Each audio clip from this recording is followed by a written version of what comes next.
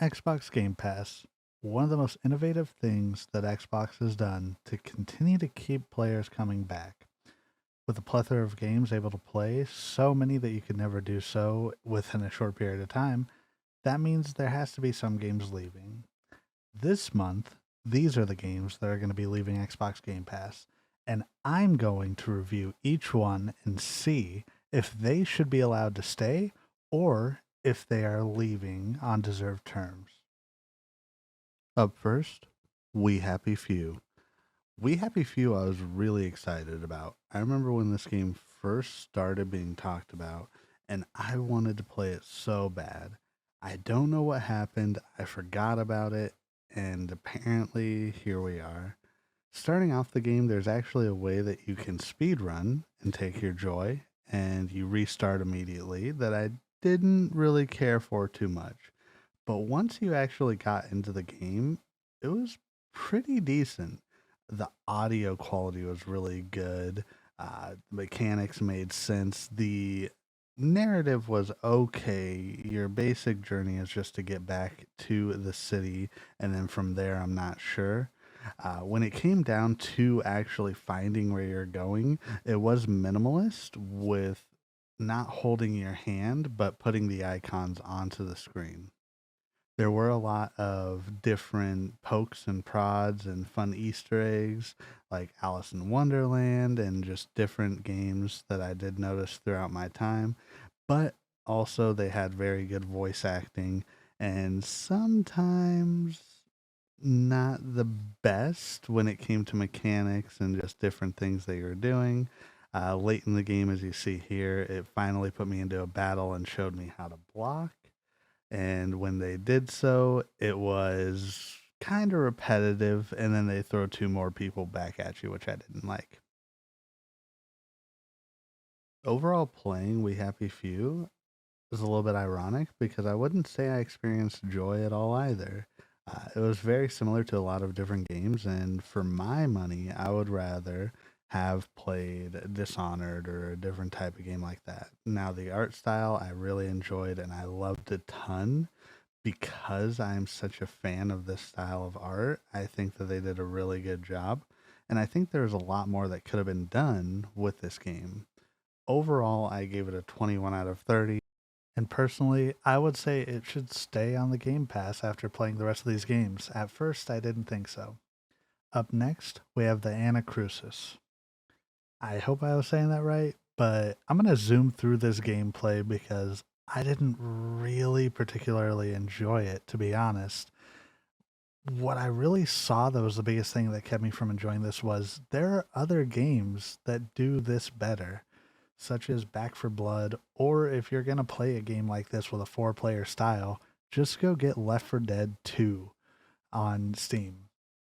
Now, there were some gems of this, like when you're getting shot and your characters scream out, "Oh no, I'm good," that were really funny. But for this being a game that released in January of 2022, I think it could have been a lot better.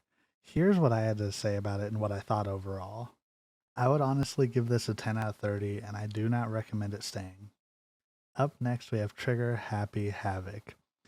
This game was really interesting. Now, it is a visual novel style game, and I'm not very into these type of games. But going through the prologue of this, I thought that there was a ton of possibility that could be seen here. Now, it took a really long time to get through the prologue, but once you did, you got to a story that was rather interesting and compelling. I did learn that this game, it was the 10th anniversary, I believe. And for this game coming out over 10 years ago, I think it did do well. However, there were some issues like things not loading that you need to click on to be able to progress in the story. Like on the wall there's a clock that you needed to see and it didn't pop up. And it made for some confusing moments while trying to play it. The cast was awesome. The audio mixed in and out was a little bit frustrating as well. Some words would be said completely and talked, but not overall. So I would say this is a 14 out of 30 and it didn't deserve to stay. Up next, Nobody Saves the World. I would be lying if I said this game did not blow me away. I didn't expect to enjoy this as much as I did.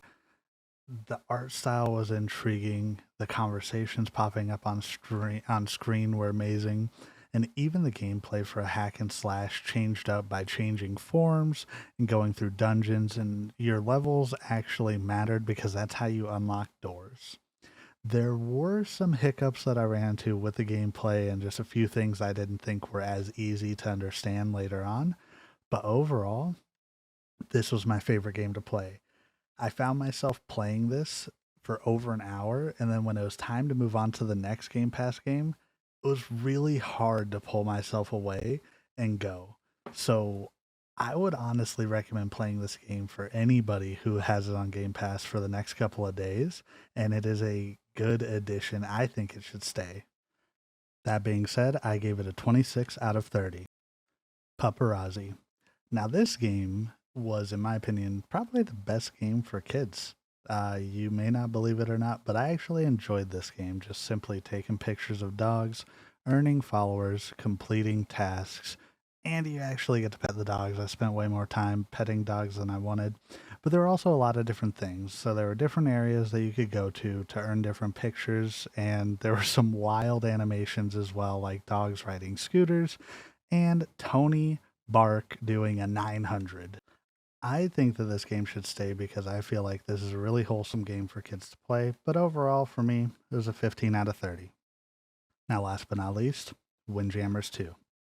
Going into this game, I didn't really expect much. I knew it was going to be a PvP style game, and I really enjoyed myself more online, facing one of the 13 people actually playing this game, rather than the story mode. There were times where trying to catch the frisbee were a little bit off, or there was a little bit of lag or rubber banding. That also did occur offline as well, but it was an enjoyable climb to win my first match. And once I did, I was eager to get off this game. Overall, 17 out of 30. Now, let's take a look at our total wrap up here and final thoughts. What I would say overall is the shocking result here is we do have 3 of the 6 that I would keep as Game Pass worthy. Nobody Saves the World, We Happy Few, and Paparazzi. I would determine 2 of these 3 are must plays right now. Nobody Saves the World, I'm going to personally go through and play as much as I can before it leaves Game Pass. And We Happy Few was a good addition and a kind of chill game if you enjoy the gameplay style of Dishonored or Dishonored 2. Overall, I was pleased.